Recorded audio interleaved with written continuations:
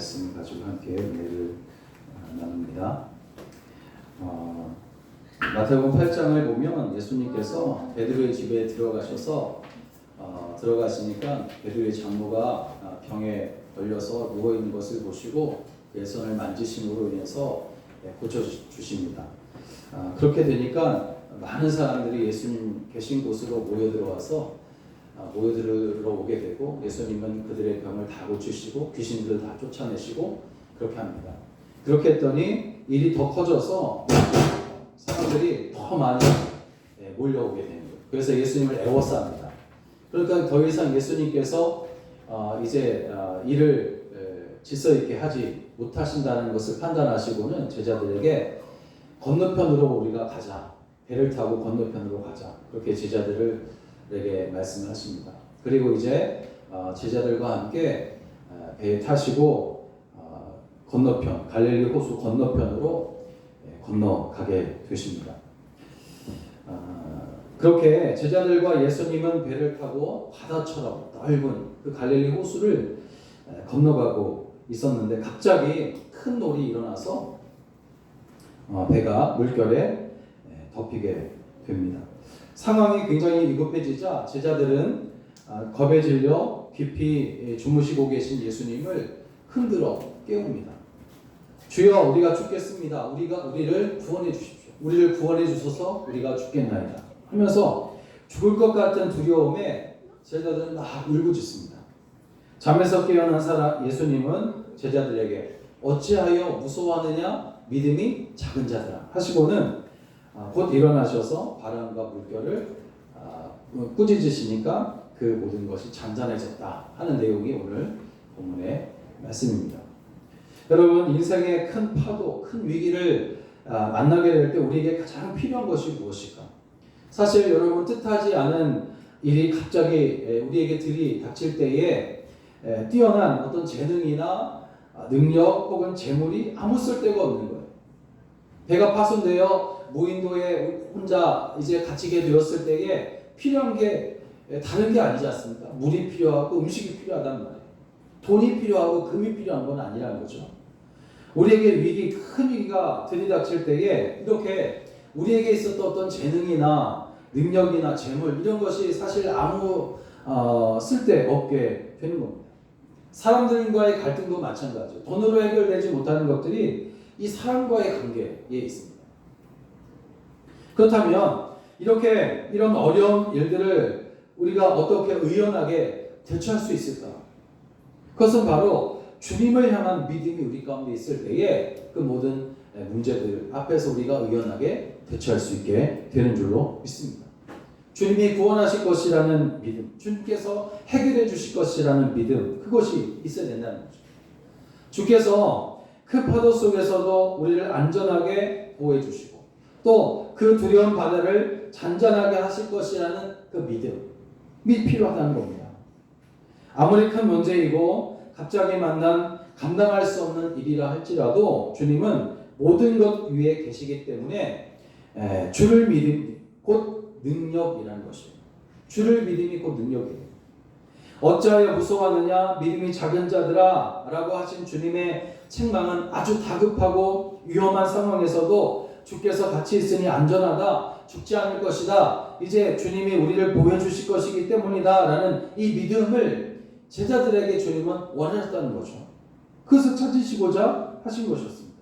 그런데 주님이 어찌하여 무서워하느냐, 믿음이 작은 자들아 라고 하신 이 말씀, 책망하신 말씀을 가만히 생각해 보면 이미 제자들에게는 믿음이 다 있었다는 사실을 우리는 발견하게 됩니다.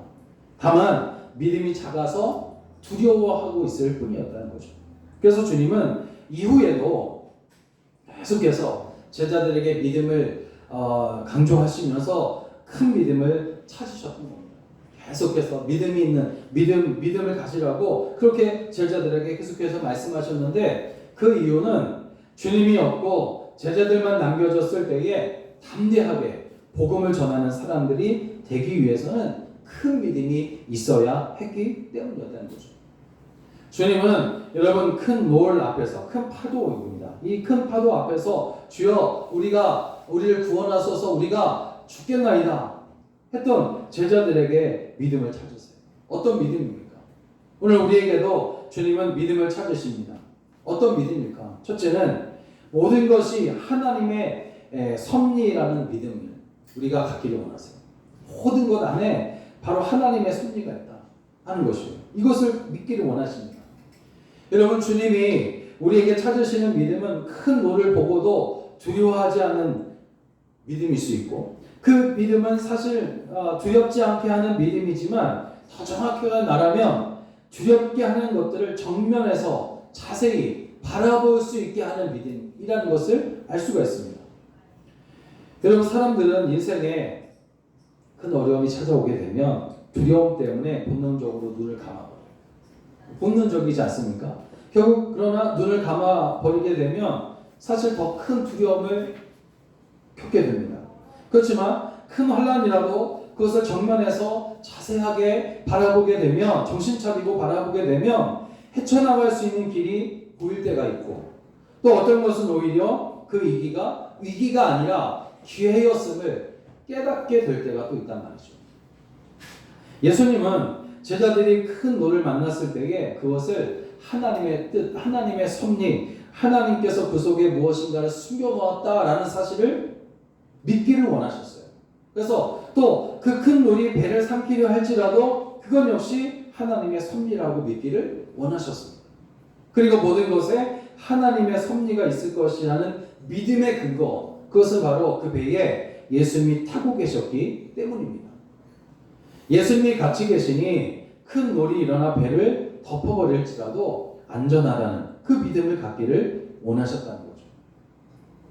우리는 아무도 원치 않지만 우리 인생에는 크고 작은 그런 파도들이 일어납니다. 작은 파도는 그냥 이렇게 살짝 뛰어넘어 또 안전하게 됐지만, 큰 파도는 사실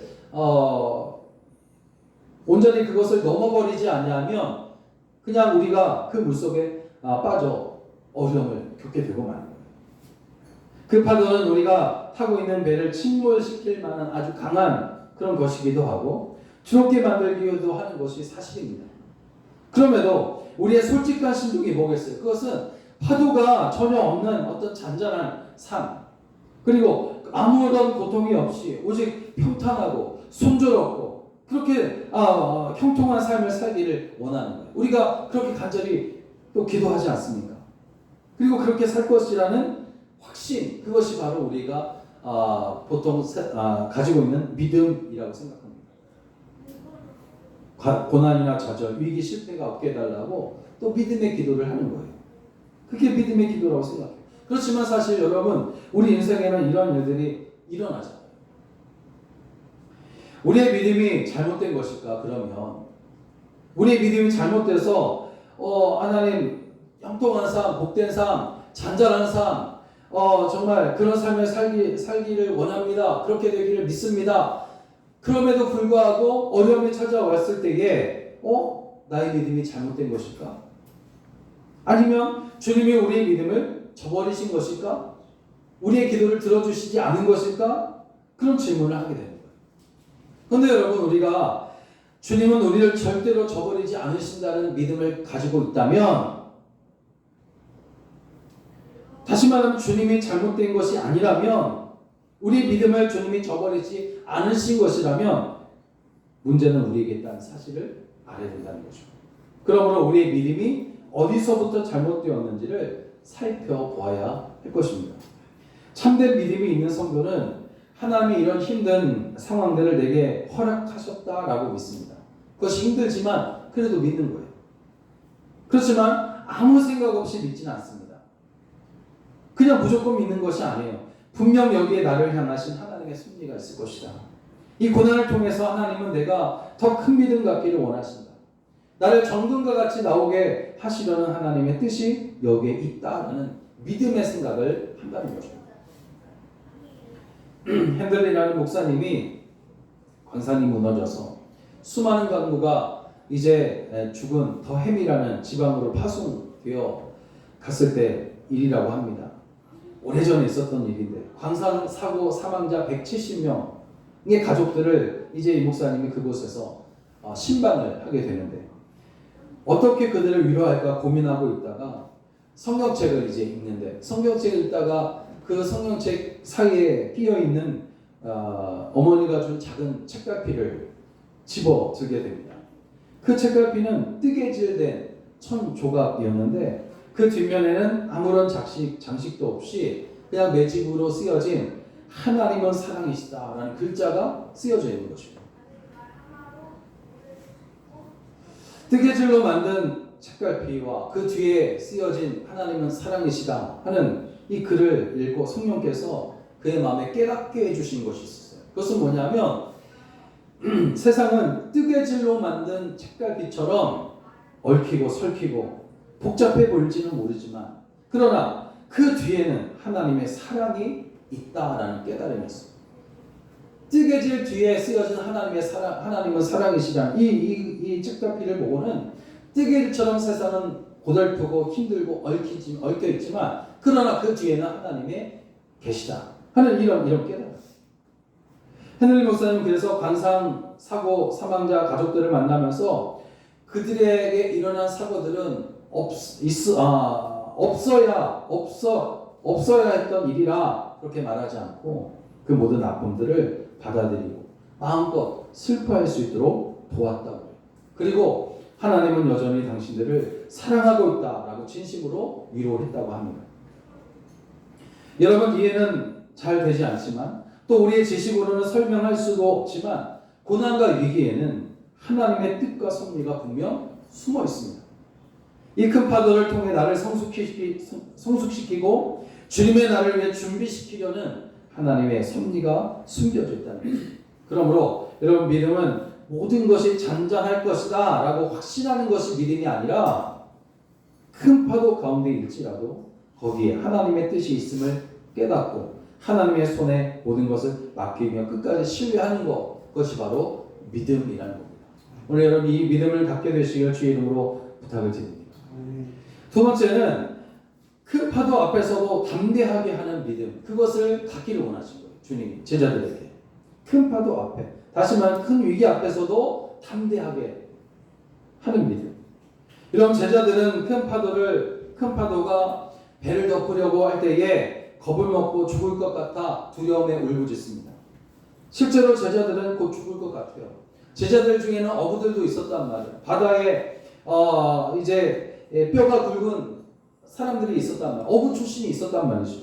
그렇기 때문에 아마도 큰 파도가 치는 바다가 얼마나 무섭고 또 그것 때문에 정말 배를 타고 나간 사람들이 죽거나 실종된 것들을 그들은 많이 들었을 것이란 말이에요. 많이 봤다는 거죠. 그런 생각을 하고 나니까 이제 그런 불행이 내게도 드디어 찾아왔구나 하면서 더욱 무서워했을 것이에요. 배를 덮어 버릴 정도의 큰 파도가 밀려오면 두려워하지 않을 사람이 어디 있겠어요? 두려워하지 않을 사람이 어디 있겠습니까? 당연한 일이에요. 그렇지만 예수님은 그들이 이해할 수 없고 당연치도 않은 엉뚱한 말씀을 주님이 하고 계세요. 어찌하여 무서워하느냐? 왜 무서워하냐? 이거죠. 당연히 두려워하고 무서워해야 할 일인데도 불구하고 주님은 왜 두려워하느냐? 무서워하느냐? 그렇게 말씀하세요. 아마도 예수님은 무서워하고 있는 제자들에게 이런 말씀을 하고 싶으셨던 것 같아요. 어찌하여 두려워하느냐? 믿음이 작은 자들아. 아무리 큰 파도라도 지금 내가 너희와 함께하며 너희를 버리지 않는다는 믿음을 붙잡고 담대해야 하지 않겠느냐? 주님께서 그렇게 말씀하신 것 같아요. 그리고 주님은 제자들이 이렇게 대답하기를 원하셨을 겁니다. 주님, 거센 풍랑과 높은 파도 때문에 지금 우리는 두려움과 공포 속에 사로잡혀 있습니다. 그러나 예수님도 이 모든 상황을 우리와 함께 보고 계십니다. 겪고 계십니다. 그리고 주님께서 우리와 함께 계시니 우리는 두렵지 않습니다. 여러분 예수님을 보며 물 위를 걷고 있었던 베드로를 여러분 생각해 보세요. 풍랑 때문에 바다로 점점 빠져들어가고 있을 때에 그가 그 깊고 무서운 바다에서 구원받을 수 있었던 다른 이유는 없었습니다. 다시 예수님을 바라보는 것 뿐이었어요. 구원하시려고 받으신 예수님의 손을 붙잡는 것 뿐이었습니다. 높은 파도에 잠시 빼앗겼던 눈을 예수님께로 다시 되돌리는 것이었어요.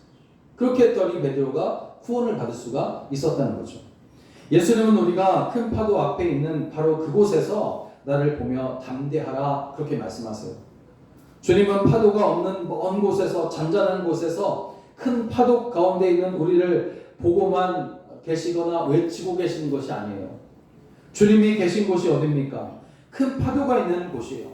그곳에서 이제 두려워하고 있는 우리와 같이 계신다는 거죠. 그러므로 고난과 고통이 많은 세상에서 주님이 멀리 계신 것이 아니라 바로 그곳에 나와 함께 계신다는 이런 믿음을 가지고 담대하게 그렇게 살아가게 되시길 주의 이름으로 축원합니다. 마지막은 주님은 그럼에도 믿기를 원하십니다. 제자들에게 바라시는 그 믿음은 그럼에도 믿기를 원하세요. 그럼에도 여러분 주님과 함께 하는 항해인데 왜 큰 놀이 일어나 배를 덮으려 하고 또 그 때문에 주여 죽게 되었나이다 죽겠나이다 하며 울부짖는 소리가 들리는 거냐 이거죠. 주님이 함께 하시는데 왜 고통과 고난이 찾아오는 거냐 하는 겁니다. 또 이런 것들이 우리에게 무슨 유익을 주기에 하나님께서 고난까지도 허락하시고 있느냐 하는 겁니다. 제자들에게도 죽을 것만 같은 고난이 찾아왔습니다. 그런데 야속하게도 주님은 제자들이 흔들어 깨워야만 할 정도로 깊이 잠에 들어 계신 거예요.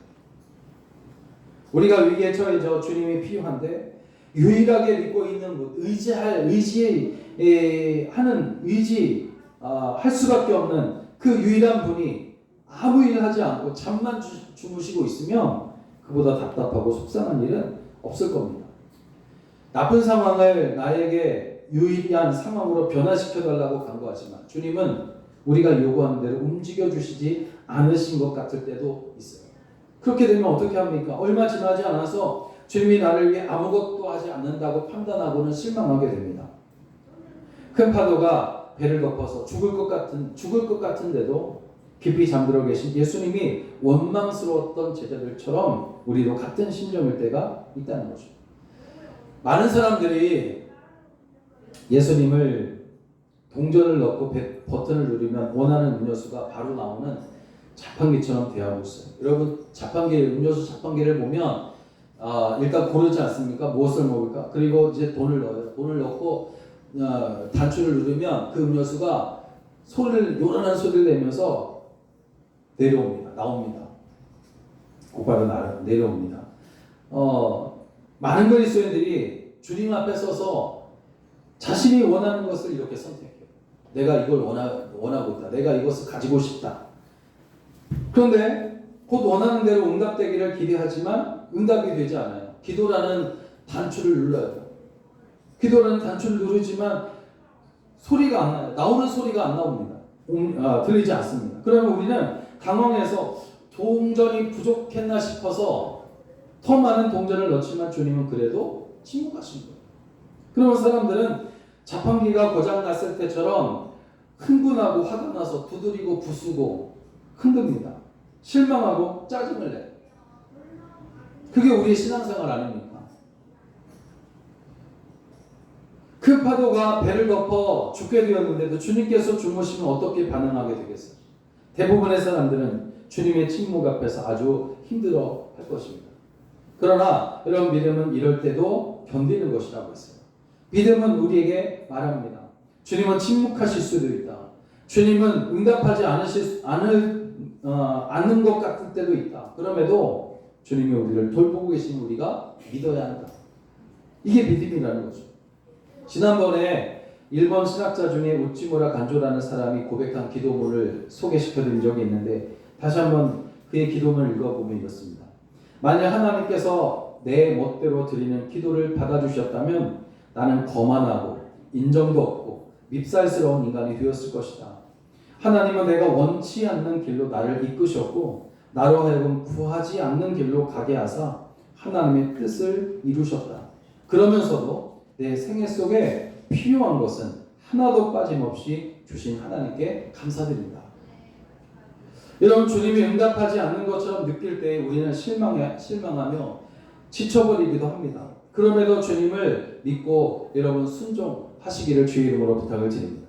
그러면 내 생에 필요한 것은 하나도 빠짐없이 주신 그 은혜를 우리가 발견하게 되고 결국에는 감사하게 될 것이라는 거죠. 사랑하는 여러분, 주님은 우리에게 어찌하여 무서워하느냐 믿음이 작은 자들아 그렇게 하십니다. 이 말씀은 잔잔한 호수를 평화롭게 건너고 있을 때 아니라 죽을 것 같은 위기 가운데 있을 때에 바로 그곳에서 하신 주님의 말씀입니다. 이 말씀은 결국 큰 파도가 배를 덮어 정말 죽을 것 같을 때가 믿음이 더욱 필요한 때라는 말씀이기도 합니다. 오늘 주님은 우리가 믿기를 원하셔서 우리 마음에 믿음을 주셨지만 그 믿음이 우리 속에서 자라나지 않고 있다는 것이 문제랍니다. 주님이 우리 속에 믿음이라는 씨앗을 심으셨습니다. 씨앗이 심겨진 이유는 자라나 열매를 맺기 위함이에요. 씨앗이 다른 이유가 없지 않습니까? 씨앗이 심겨졌다는 것은 무럭무럭 자라서 열매를 맺게 하려고 씨앗이 심겨진 거예요. 그러면 믿음이 어떻게 우리 속에서 자라나겠습니까? 믿음은 인내할 때 자라나고 참고 견딜 때 자라나는 거예요. 기다릴 때 자라나는 겁니다. 환난 중에서 주님과 시선을 맞출 때에 자라나고 주님의 손을 붙잡을 때 그 믿음이 자라나는 거예요. 실패와 질병과 위기 속에서 여러분의 믿음이 작아지지 않고 더 커져서 열매 맺기를 바랍니다. 그래서 어떤 어려움 중에도 여러분 더 힘을 내시고 감사하게 되시길 주의 이름으로 간절히 축원합니다. 기도하겠습니다.